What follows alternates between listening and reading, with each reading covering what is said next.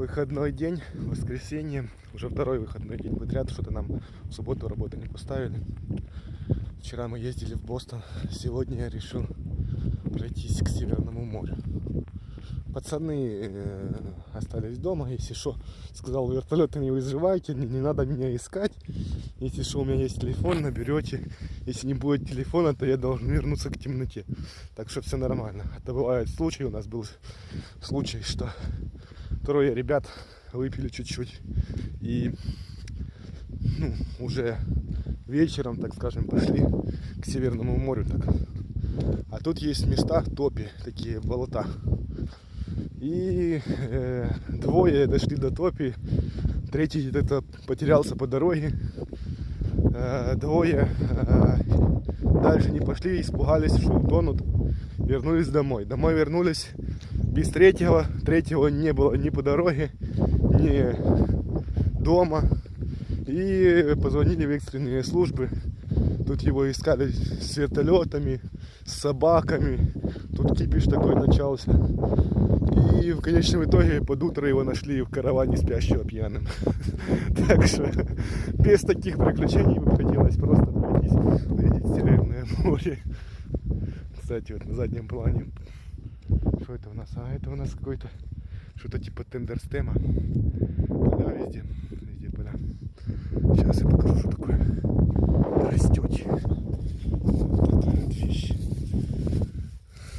Если что-то было видно, то хорошо. Ладно, буду двигаться ближе к морю. Если что, там сниму, может, пару интересных фото. Если что, это поле. А это работающая дренажная система с полей. Я просто в шоке. Вот идет вот там вот выступ, там бетонный желоб. Плохо видно на камеру. Там бетонный желоб стоит. Это дренажная система на полях. Работающая. У нас с дорог воду не могут отвести. Вон видно трубу. У нас не могут отвести воду с дорог. Тут дренажная система с полей работает. Елки-палки. И это все поступает вот такие вот резервуары. Вот это, походу, делает прилив либо отлив. Вот сейчас по движению водички вроде бы отлив. Вроде как двигается вода в ту сторону. Поход к Северному морю — это еще та романтика, я вам скажу. Чтобы много слов не говорить, давайте я вам на секундочку покажу там.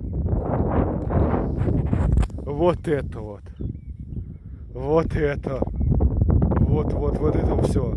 На мои сапоги. Грязючее. Все такое, тут идти не так просто.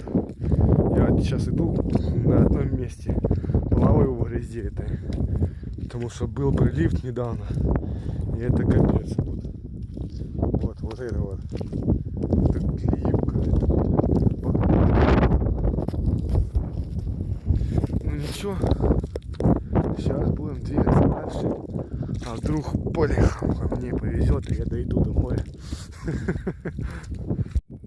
Ребят, давайте спасем гусочку. У меня была одноклассница, которая зимой при первых льдах тоже полезла спасать гусочку на льду. Сама чуть не утонула. Провалилась под лед. Света Левченко, я так помню, но я не знаю сейчас, где она. А вот, походу, гусочка попала в беду. Да, что-то у нее с ножками. Можно, в принципе, попробовать ближе подойти.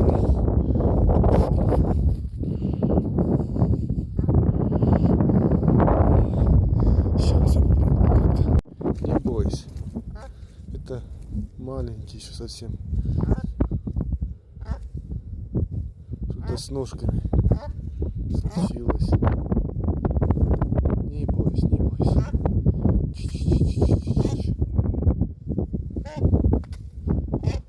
Не бойся. Я бы тебе помог к водичке добраться, но ты плавать, наверное, не сможешь. Не бойся, не бойся.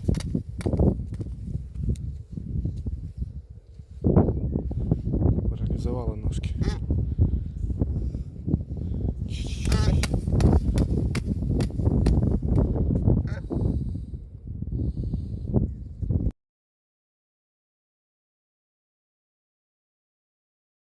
Может быть, есть какие-то организации, которые помогают таким животным, раненым,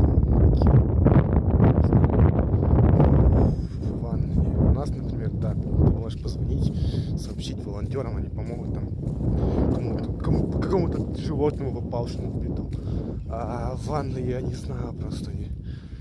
Я решил, я не буду трогать эту гусочку, пускай как бы уже не сильно не волновать ее, пускай останется на том месте, где она есть. Она, в принципе, недалеко от воды, от ручья, от этого. Может быть, она как-то доберется до ручья, там ей пару метров. В ее состоянии я не знаю. Я лучше не буду вмешиваться. Лучше пускай все идет своим путем. Вот такое побережье после отлива. Чистенькое, как будто по поверхности Марса иду. Вот маленький шаг почти на Луне. Интересно. Двигаемся дальше. Вообще пусто. Не так, как у нас привыкши, что у нас сразу возле моря пляж какой-то, еще что-то. Нет, тут вообще ничего. Ничего от слова, ничего вообще. Чисто. Просто пролив бывает, и он настолько захватывает территории, что это ужас. Я вот сейчас иду, мне показывает по карте, что я где-то километра 2 нахожусь как уже в море. Посреди моря. Наверное, буквально минут 15 назад я открывал карту, мне показывало, что я в море нахожусь. Так я 15 минут, я уже прошел за 15 минут еще приличное расстояние. И все, иду в сторону моря. Вот там вот чуть-чуть в начале я перешел этот ручей, а он все дальше и дальше и шире и шире. Я надеюсь, там дальше где-то будет перебраться. Вот нашел неглубокое место с небольшим течением в ту сторону, к морю. И решил прийти.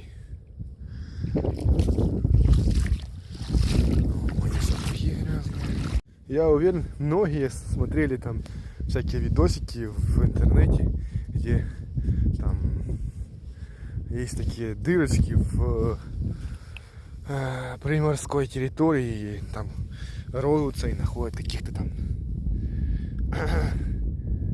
млекопитающих. Так вот здесь черви. Черви. С дыр повылазил морской червь. Кто-то видел когда-то морского червя? Хотите, я вам покажу. Ага, хрен я вам покажу. Это такое говно морского червя.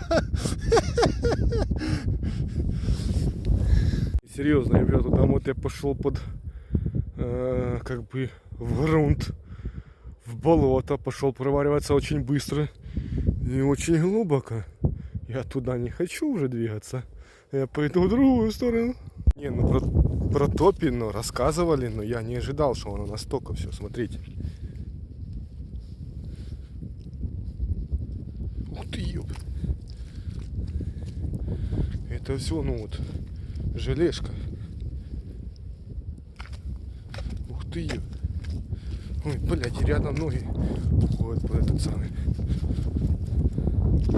Вот, смотрите как. А у нас сзади, ты понял? Я стою, попрыгала, земля так опа ушла туда. Блин, неожиданно. Вот я ступаю. Вам, конечно, не видно. Блять, загруз. Ух, Северное море. Не, все-таки я нашел, в принципе, как туда добраться. Но это не судно. Это какой-то военный маяк, походу. Сейчас попытаюсь перебраться через очередную реку. Я не знаю, как это называть. И сниму. Изначально я думал, что это судно. теперь, подходя ближе, я понимаю, что это какой-то маяк военный, либо помпон, либо, может быть, даже военная цель, по которой совершают стрельбище. Скорее всего, мне кажется, маяк какой-то. Ну, хрен его знает, можно сюда приходить или нет. Вот цепи какие-то, наверное, чтобы он при приливе далеко не уплывал. Вот вам формат цепочки. Для серьезных ребят золотая, можно покрасить. Вообще серьезно. Ага, тут как бы световая панель, которая должна им управлять. Тут заряжать его. Но походу не такая-то, что она уже вышла со строя. Сам корпус металлический. Да, это помпон плавающий. Какое-то управление. Кто его знает, что это за вещь. Очень прикольно, ни хрена непонятно. Какие-то кабеля, ну их нахрен к ним касаться. Но в принципе интересно. Если кто-то знает, как это правильно называется сооружение плавающее, то напишите в комментариях, потому что мне интересно. Честно, я чего сюда пошел, потому что мне скучно дома сидеть без дела. Я не знаю, как люди сидят сутками дома, ничего не делают. Я хочу что-то новое, развиваться, что-то видеть. Поэтому вышел в чистое море. Потому что уже, наверное, я не знаю, где видно берег. Не берег, а туда, куда доходит вода при приливе. А вода, кстати, с другой стороны, тоже очень-таки далеко, чтобы добраться до нее. Я не знаю, там, наверное, был 5 как минимум двигаться в сторону моря. Там хотя бы далеко видно, большие суда идут на рейд, стоят, наверное. На камеру я думаю, вряд ли. Кстати, вы в курсе того, что после Второй мировой войны военные корабли в Японии, захваченные там Британией, Россией и другими странами, были использованы в качестве целей, морских целей. Вполне хорошие там корабли, боевые, на ходу. Их просто не использовали из-за того, что нету обслуживающего персонала для этих кораблей и нету запасных частей. Их просто использовали так же самое, как большинство танков немецких, так же самое, как большинство оружия того же стрелкового, которое захватило там Советский Союз. Они были использованы, танки новые, сошедшие с конвейера, тигры, пантеры, использованные как просто пушечное мясо, как цели для тренировок, для стрельбищ и т.д. А почему? Потому что не было запасных частей и не было смысла использовать этих танки. У нас было налажено свое производство своих танков. Зачем нам использовать какие-то там другие танки? Поэтому оружие там захваченные некоторые корабли переоборудовались на гражданские там, использовали в таких вот целях для стрельбы по них и т.д. Часть оружия и танков была подарена менее развитым странам, там, Эфиопии какую-то там, либо еще там, т.д. маловооруженных, которые не имели своего производства оружия. Как бы так. К чему это все? Я же не просто так. К тому, что я двигаюсь в Британии к одному из таких кораблей. Вот кладбище затонувших кораблей. Точнее, использованных как цели для учения и стрельбы. Скажите мне, пожалуйста, кто из вас был вблизи разрушенного корабля? Затонувшего, расстрелянного или что-то еще? Я думаю, мало кто. Вот мне сейчас очень интересно увидеть его сблизи, может быть залезть вовнутрь, полазить там, увидеть, что там, к чему и в каком состоянии это все осталось. Может быть, есть надписи какие-то, можно понять, что за корабль и найти его историю. Если я сейчас сниму и вы узнаете класс корабля, напишите в комментариях, что за класс, что за корабль, может быть, история какая-то краткая о его существовании, жизни и, как так скажем, о последних событиях жизни у вас какая-то есть известная, ну, делитесь информацией, мне будет интересно. Ладно, подхожу уже, сейчас буду снимать. Опа. А он как решето. Расстрелян. Вот что было бы в нас, в России, там, в Украине, там, что было бы с таким большим куском никому не нужного металла? Угадайте. Я вам скажу, через 2-3 дня его бы не было. Его б, тут бы стояло 10-20 человек с ломиками и пилами и чергикали бы это все. Тут бы стоял бы скрип от металла. И его бы тащили вот там вот где-то на металлоприемку ближайшую. А тут никому не нужно. Зачем? Люди даже не понимают такого понятия, что это что-то с ним делать. Блин, как это прикольно. Я сейчас залезу вовнутрь расстрельного корабля. Вот вы видите, дыры светятся. Это сплошные дыры. Его расстреляли как... Еще один следующий. Там вот остатки еще есть. Ладно, для начала я хочу забраться вот этот кораблик. Понять, что это.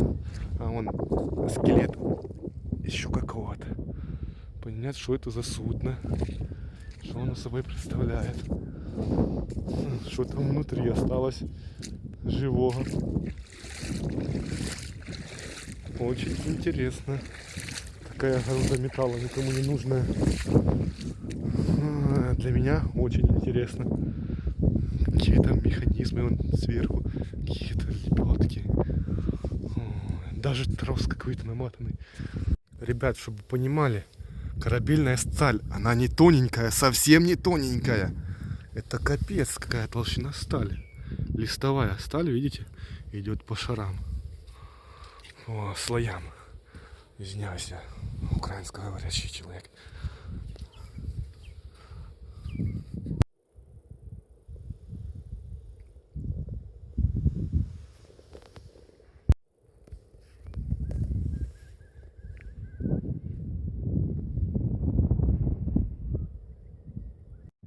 Да, как вы заметили уже, погода в Англии, она очень таки, для кого-то так называемая мерзкая. Я бы так не сказал, просто очень быстро меняется. Часто бывают мелкие дожди, но они недолго. Да, температура вот сейчас, я отхожу, вы видели, как я одет, градусов 10-12. Но это для Украины сейчас очень тепло. Сейчас в Украине морозы уже есть, уже первые минуса пошли, а тут довольно-таки неплохая зима, как на меня. Мне нормально, я себя чувствую неплохо. Тот, кто будет себя настраивать, что погода мерзкая, все здесь мерзкое, ну он будет себя чувствовать так. Я себя чувствую вполне нормально, вполне неплохо, мне все нравится, все устраивает. Все зависит от настроения человека. Я так считаю, по крайней мере. Ну, такое. Да, надо одеваться тепло, надо брать теплую одежду. Ну, в такое время года и у нас не так уж и жарко. Я думаю, такое. Те, кто ноют и говорят, что очень холодно, очень плохая погода, это просто человек сам по себе такой, так скажем, нытик, либо слабохарактерный. Как-то так. Вот так вот. Второй кораблик совсем разрушенный, утонувший. И сейчас включается музыка с Титаника, так как я на носу корабля. И, ребята, угадайте, что вот это за штучка лежит. Я думаю, вы все догадались. К ней я лучше подходить не буду. Ногами ее тыкать тоже. Ладно, надо отсюда спускаться. Честно, ребята, у меня уже было такое ощущение, что я буду идти, и все сушей. Я дойду до Украины с Британии, потому что не было моря, нету воды и нету. Сушей. Вот этот прилив ушел, вода ушла. И я думал, все, ну не увижу. Я, наверное, первый, кто это сделал. Я все-таки дошел до этого гребаного Северного моря. Ребят, это оно. Наконец-то. Спустя там 6-7 миль, это у наших там около 10 км, да? Нормально, дошел. Жив, здоров, все хорошо, Северное море. Елки-палки, морем пахнет. Ай, как классно, почти как в Одессе. Конечно, пляжи необорудованные. Начинается прилив. Вы посмотрите на это.